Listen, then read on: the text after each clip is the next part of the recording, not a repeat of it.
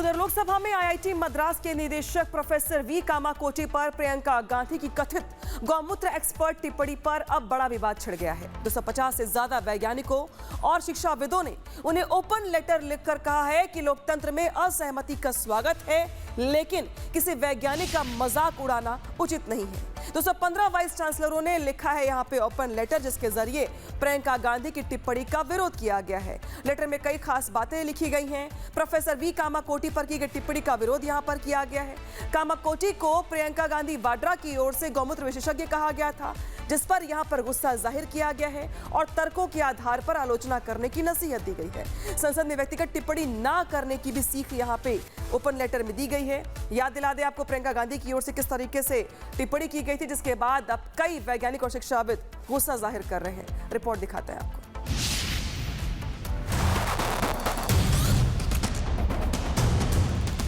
इस नई कमेटी में तो एक एक्स-आईबी चीफ, एक आईटी कंपनी के मालिक और एक गौमूत्र के विशेषज्ञ भी हैं। आप भी ज्वाइन कर लीजिए, थोड़े संस्कार आ जाएंगे, थोड़े संस्कार आ जाएंगे। देश के बारे में सोचना शुरू कर देंगे अगर आप 12 संस्कार हो जाएंगे तो। राजनीति में बयानों का तीर चलना आम बात है, लेकिन जब सियासत, विज्ञान और देश की प्रतिष्ठित संस्थानों के शीर्ष वैज्ञानिकों तक पहुंच जाए तो बहस का दायरा बदल जाता है। इन दिनों कांग्रेस नेत्री प्रियंका गांधी अपने एक बयान को लेकर चौतरफा गिर चुकी हैं। मामला आईआईटी मद्रास के निदेशक प्रोफेसर वी कामाकोटी पर सवाल उठाने से जुड़ा है। इस नई कमेटी में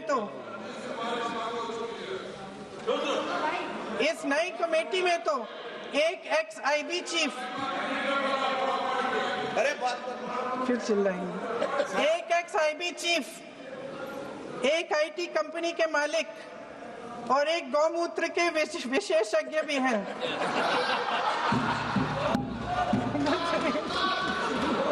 तो सच है क्या? इन्हें शिक्षा के बारे में क्या पता जी? सच है। प्रियंका गांधी के इस बयान पर देश के 250 से ज्यादा वैज्ञानिकों ने एकजुट होकर एक खुला खत लिखा और दो टूक कहा, मजाक नहीं, तथ्यों से जवाब दें।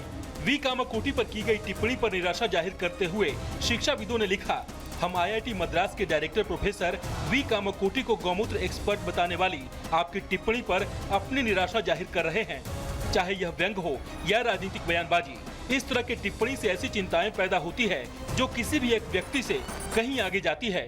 प्रोफेसर कामाकोटी भारत के सबसे प्रमुख साइंटिस्ट और तकनीकी संस्थानों में से एक के चीफ हैं। लेटर में चिंता जताई गई कि इस तरह की टिप्पणियां देश के वैज्ञानिकों, रिसर्चकर्ताओं और शिक्षाविदों के लिए गलत संदेश देती है। लेटर में कहा गया है कि हमारे वैज्ञानिकों और शिक्षाविदों को ये भरोसा होना चाहिए कि वे बिना किसी डर के सार्वजनिक बहस में हिस्सा ले सकते हैं। उनके तर्कों की आलोचना कीजिए, उनके सबूतों को चुनौती दीजिए, लेकिन उनकी विद्वता का मजाक मत उड़ाइए। प्रियंका गांधी की टिप्पणी के बाद सामने आया, ये ओपन लेटर केवल एक व्यक्ति के बचाव का दस्तावेज नहीं माना जा रहा है। लेटर लिखने वाले वैज्ञानिकों का कहना है कि किसी विद्वान को एक लेवल देकर खारिज कर देना वैज्ञानिक दृष्टिकोण की भावना के खिलाफ है। यही कारण है कि इस पूरे घटनाक्रम ने राजनीतिक बयानबाजी से आगे बढ़कर इस सवाल को जन्म दे दिया है कि क्या भारत में वैज्ञानिक और शिक्षाविद बिना किसी राजनीतिक हमलों के सार्वजनिक बहस में हिस्सा ले पाएंगे।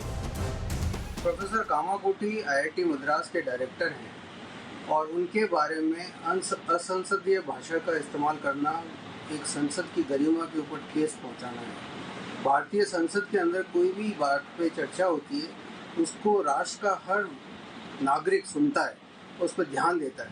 तो वहाँ पे जब कोई चर्चा हो रही है तो वो फैक्ट्स के ऊपर होनी चाहिए, किसी लॉजिक के ऊपर होनी चाहिए। ये जानकर आपको आश्चर्य होगा कि जिस बारे में उनको कहा गया है कि ये गौमूत्र एक्सपर्ट हैं, जबकि प्रोफेसर कामाकोटी एमएस हैं कंप्यूटर साइंस में, पीएचडी कंप्यूटर साइंस में की भी है और इंडस्ट्रियल ग्रेड माइक्रो प्रोसेसर के जनक के रूप में उनको जाना जाता है। आपको बता दें कि 15 जनवरी 2025 को प्रोफेसर कामाकोटी ने गौमूत्र के औषधीय गुणों को लेकर बयान दिया था और भारतीय पारंपरिक ज्ञान पर वैज्ञानिक शोध की वकालत की थी।